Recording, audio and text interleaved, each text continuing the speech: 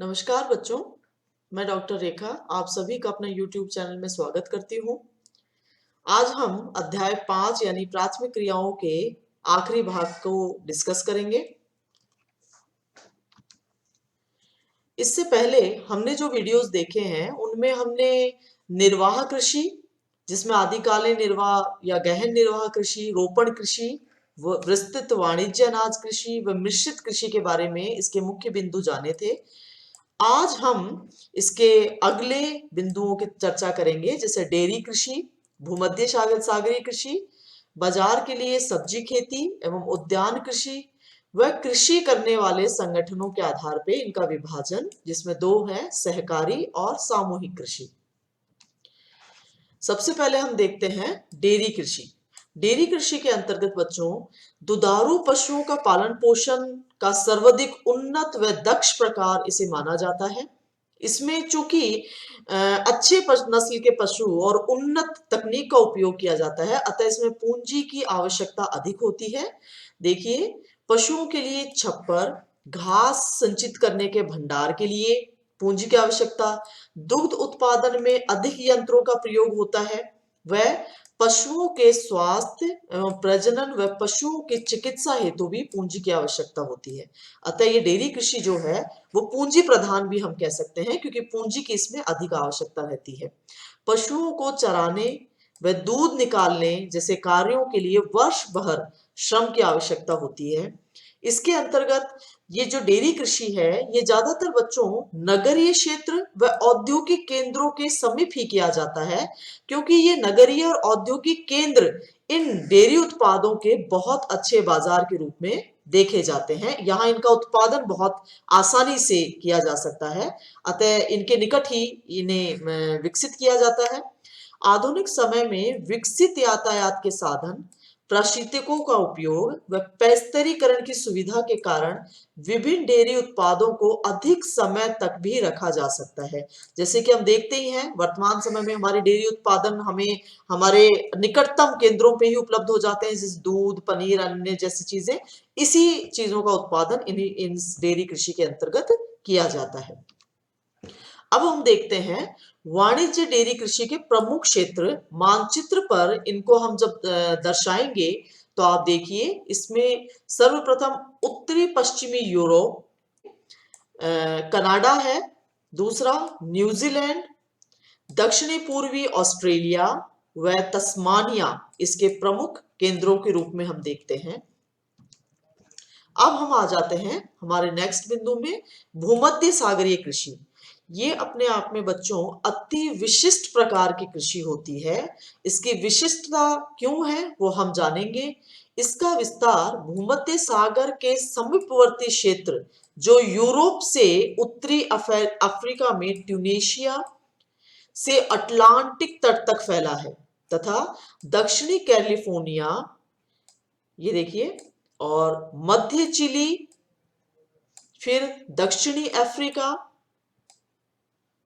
का दक्षिण पश्चिमी भाग और साथ में ही ऑस्ट्रेलिया के दक्षिण व दक्षिण पश्चिमी भाग में इनका ये कार्य किया जाता है। यहाँ जो कृषि है इसे चूंकि समानता के कारण ही भूमध्य सागरीय कृषि के रूप में ही हम देखते हैं।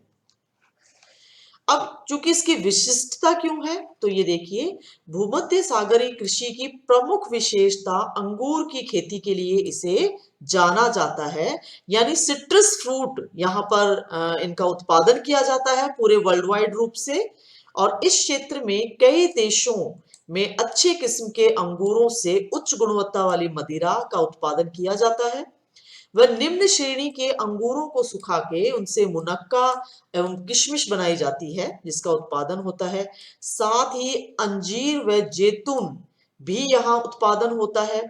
वह शीत ऋतु में जब यूरोप और संयुक्त राज्य अमेरिका में फलों एवं सब्जियों की मांग होती है, तब इसी क्षेत्र से इन देशों को उसकी पूर्ति की जाती है। अतः ये अपने आप में विशिष्टता रखता है, तो इसका ध्यान रखिएगा, ये कई बार पूछ लिया जाता है परीक्षा में भी।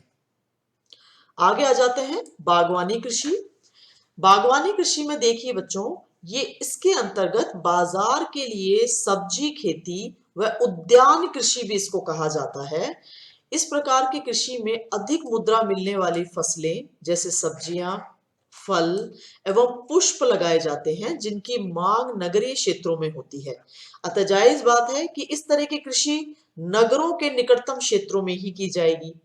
इस कृषि में खेतों का आकार छोटा होता है एवं खेत अच्छे यातायात के साधनों के द्वारा नगरीय केंद्रों से जुड़े होते हैं। इसमें गहन श्रम व अधिक पूंजी की भी आवश्यकता होती है। साथ ही सिंचाई, उर्वरक व अच्छी किस्म के बीज व कीटनाशी व हरित गृह एवं शीत क्षेत्रों में कृत्रिम ताप का भी इस कृषि में उपयोग करते हैं। चूंकि इसका उत्पादन नगरीय क्षेत्रों में किया जाता है, अतः विपरीत परिस्थितियों में भी इनका उत्पादन बना रहे, सब्जियों का या उद्यान कृषि का उत्पादन बना रहे, इसीलिए इन सब चीजों का उपयोग किया जाता है। इस प्रकार की कृषि उत्तरी पश्चिमी यूरोप, संयुक्त राज्य अमेरिका के उत्तरी पूर्वी भाग एवं भूमध्य सागरीय प्रदेश में अधिक विकसित है, जहां औद्योगिक क्षेत्रों में जनसंख्या घनत्व अधिक है। साथ ही इसमें हम देखेंगे नीदरलैंड पुष्प उत्पादन में विशिष्टीकरण रखता है। यहां से बागवानी फसल, विशेषतः ट्यूलिप जो फूल होते हैं, उनको पूरे यूरोप के अंतर्गत के उसके प्रमुख शहरों में यहां से भेजा जाता है। अब हम आगे देखते हैं, जिन प्रदेशों में कृषक केवल सब्जी पैदा करते हैं वहां इसको ट्रक कृषि भी कहते हैं। ये ध्यान रखिएगा बच्चों, कई बार पूछ लिया जाता है, महत्वपूर्ण है, इसीलिए अलग से भी इंडिकेट किया गया है इसे। केवल सब्जियों के लिए ही इस ट्रक कृषि में सब्जियों का ही उत्पादन होता है, ये ध्यान रखिएगा। ट्रक फार्म एवं बाजार के मध्य दूरी जो ट्रक रात भर में तय करता है के आधार पर इसका नाम ट्रक कृषि रखा गया है। यानी जहां कृषि की जाती है वहां से नगरों तक, यानी इसका उत्पादन, चूंकि वो रात भर में उतनी दूरी तय कर लेते हैं और ट्रकों के द्वारा ही इस दूरी को तय किया जाता है, अतः इसीलिए इसको ट्रक कृषि का नाम दिया गया है। फिर पश्चिमी यूरोप एवं उत्तरी अमेरिका के औद्योगिक क्षेत्रों में उद्यान कृषि के अलावा कारखाना कृषि भी की जाती है। इसके अंतर्गत कारखाना कृषि में पशुधन पाला जाता है। ये ध्यान रखिएगा, ट्रक कृषि में सब्जियों का उत्पादन होता है और कारखाना कृषि जो है वो पशुधन पाला जाता है, जिसमें विशेषतः गाय, बैल व कुक्कर आदि सम्मिलित होते हैं। इसमें भवन निर्माण, यंत्र खरीदने व प्रकाश एवं ताप की व्यवस्था करने तथा पशु चिकित्सा के लिए बहुत अधिक धन की आवश्यकता होती है। वह अच्छी नस्ल का चुनाव व प्रजनन की वैज्ञानिक विधियां इसके महत्वपूर्ण पक्ष के रूप में हम देख सकते हैं। अब हम आ जाते हैं, कृषि कार्य करने वाले संगठनों के आधार पे कृषि को दो भागों में वर्गीकृत किया गया है। पहला है सहकारी कृषि। तो देखिए, जब जब कृषकों का एक समूह अपनी कृषि से अधिक लाभ कमाने के लिए स्वेच्छा से एक सहकारी संस्था बना के कृषि कार्य संपन्न करे, उसे सहकारी कृषि कहते हैं। इसमें व्यक्तिगत फार्म अशून्य रहते हैं, यानी व्यक्तिगत जो फार्म है वो एज इट इज रहते हैं, उसमें रहते हुए सहकारी रूप में कृषि की जाती है। सहकारी संस्था कृषकों को सभी रूप में सहायता प्रदान करती है। यह सहायता कृषि कार्य में आने वाली सभी चीजों की खरीद करने व कृषि उत्पादनों को उचित मूल्य पर बेचने व सस्ती दरों पर प्रसंस्कृत साधनों को जुटाने के लिए ये कार्य करती है। इसमें यूरोप, पश्चिमी यूरोप के डेनमार्क, नीदरलैंड, बेल्जियम, स्वीडन एवं इटली में सहकारी आंदोलन सबसे पहले और सफलतापूर्वक चला था। अब इसके अंतर्गत हम देखें तो डेनमार्क अपने आप में बहुत महत्वपूर्ण है, क्योंकि डेनमार्क में यह आंदोलन सर्वाधिक सफल रहा, जहां प्रत्येक कृषक इस आंदोलन का सदस्य रहा, यानी इसका भाग रहा था। दूसरा है सामूहिक कृषि। सामूहिक कृषि में इसमें उत्पादन के साधनों का स्वामित्व संपूर्ण समाज एवं सामूहिक श्रम पर आधारित होता है। कृषि का यह प्रकार सोवियत संघ में प्रारंभ हुआ था, जहां कृषि की दशा सुधारने एवं उत्पादन में वृद्धि व आत्मनिर्भरता प्राप्ति के लिए सामूहिक कृषि प्रारंभ की गई थी। इस प्रकार की सामूहिक कृषि को सोवियत संघ में कोलखोज कहा जाता है। ये ध्यान रखिएगा बच्चों, कई बार पूछ लिया जाता है, तो इसमें ये ध्यान देने वाली बात है। फिर सभी कृषक अपने संसाधनों जैसे कि भूमि, पशुधन एवं श्रम को मिला के कृषि कार्य करते हैं, यानी सब मिलके इसमें कार्य करते हैं। अपनी दैनिक आवश्यकताओं की पूर्ति के लिए भूमि का एक छोटा सा हिस्सा वे अपने अधिकार में भी रख लेते हैं। अब हम आ जाते हैं खनन पे। खनन के अंतर्गत आप देखिए, खनन चूंकि मानव विकास के इतिहास में हमने अलग अलग युगों का अध्ययन किया है, ये आप सभी जानते होंगे, जैसे ताम्र युग, कांस्य युग व लौह युग। प्राचीन काल में खनिजों का उपयोग हम देखें तो सामान्यतः औजार बनाने के लिए, बर्तन बनाने व हथियार बनाने तक ही सीमित था, परंतु इसमें वास्तविक विकास औद्योगिक क्रांति के पश्चात ही संभव हुआ और समय के साथ निरंतर इसका महत्व भी बढ़ता चला गया। इसके अंतर्गत खनन कार्य को जो कारक प्रभावित करते हैं, उनमें हम दो कारकों को देखते हैं, यानी खनन कार्य की लाभप्रदता दो बातों पर निर्भर करती है। पहली है भौतिक कारक। तो भौतिक कारक में देखिए, जिसमें खनिज निक्षेपों के आकार, श्रेणी एवं उपस्थिति की अवस्था को सम्मिलित किया जाता है, यानी जो अयस्क है उसमें खनिज की मात्रा, यानी उसमें जो खनिज है उसकी मात्रा कितनी है, ये इसके लाभ पर बहुत डिपेंड करता है। दूसरा है आर्थिक कारक। तो आर्थिक कारक में देखिए, जिसमें खनिज की मांग महत्वपूर्ण है, विद्यमान तकनीकी ज्ञान एवं उसका उपयोग अवसंरचना के विकास के लिए उपलब्ध पूंजी व यातायात व श्रम पर होने वाला सभी तरह का व्यय इसके अंतर्गत आता है। खनन कार्य की विधियां देखिए, इसमें दो प्रकार की विधियां हैं। उपस्थिति की अवस्था एवं लौह अयस्क की प्रकृति के आधार पे खनन को हम दो भागों में विभाजित करते हैं। पहला है धरातलीय खनन व दूसरा है भूमिगत खनन। धरातलीय खनन, इसके अंतर्गत हमें इस खनन को हम विवृत खनन भी कहते हैं। ये खनिजों के खनन का सबसे सस्ता तरीका है, क्योंकि इस विधि में सुरक्षात्मक उपायों व उपकरणों पे खर्च कम होता है एवं उत्पादन शीघ्र और अधिक होता है। तो ये ध्यान रखिए, क्योंकि इसमें बहुत ज्यादा अधिक गहराई तक नहीं जाना पड़ता है, ये इसका महत्वपूर्ण कारण होता है। दूसरा है भूमिगत खनन।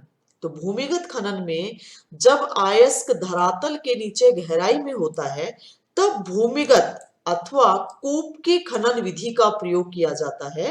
इस विधि में एक लंबवत कूपक, यानी काफी गहराई में एक कूपक के रूप में स्थित होता है, जहां से भूमिगत गैलरियों के द्वारा खनिज को पहुंचाने के लिए व्यवस्था की जाती है। इन मार्गों से होकर खनिज का निष्कर्षण एवं परिवहन धरातल तक किया जाता है और इसीलिए इसमें अधिक पूंजी की भी आवश्यकता होती है। खनन कार्य में करने वाले जो श्रमिक हैं, वह इसमें निकाले जाने वाले खनिजों को सुरक्षित और प्रभावी आवागमन हेतु इसमें विशेष प्रकार की लिफ्ट बेधक, यानी बर्मा जिसे कहा जाता है, साथ ही माल ढोने की गाड़ियां व वायु संचार प्रणाली की भी आवश्यकता होती है। अब हम देखें तो इसमें देखेंगे कि खनन का यह तरीका जोखिम भरा है, क्योंकि जहरीली गैसें, क्योंकि हम धरातल की गहराई से खनिजों को प्राप्त कर रहे हैं, अतः गहराई में ये मालूम नहीं लगता कि कहाँ जहरीली गैसों के भंडार हैं। आग एवं बाढ़ के कारण कई बार दुर्घटना होने का भय बना रहता है, इसीलिए ये अपने आप में जोखिम भरा है।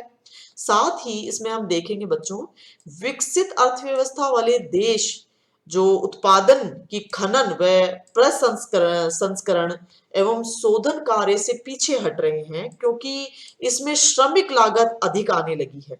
अतः वह श्रमिक लागत होने के कारण वह इस खनन कार्यों से पीछे की तरफ हट रहे हैं।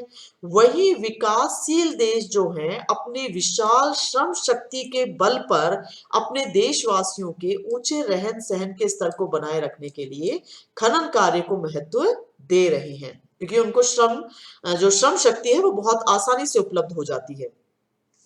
अफ्रीका के कई देश, दक्षिणी अमेरिका के कई देश व एशिया में आय के साधनों का 50% तक खनन कार्यों से ही प्राप्त होता है। इसी के साथ हमने अपने इस अध्याय को अब समाप्त करते हैं। साथ ही अगले वीडियो में हम इसी अध्याय के प्रश्न उत्तर व बोर्ड से संबंधित अत्यंत महत्वपूर्ण प्रश्न लेके फिर आपके सामने प्रस्तुत होंगे। धन्यवाद।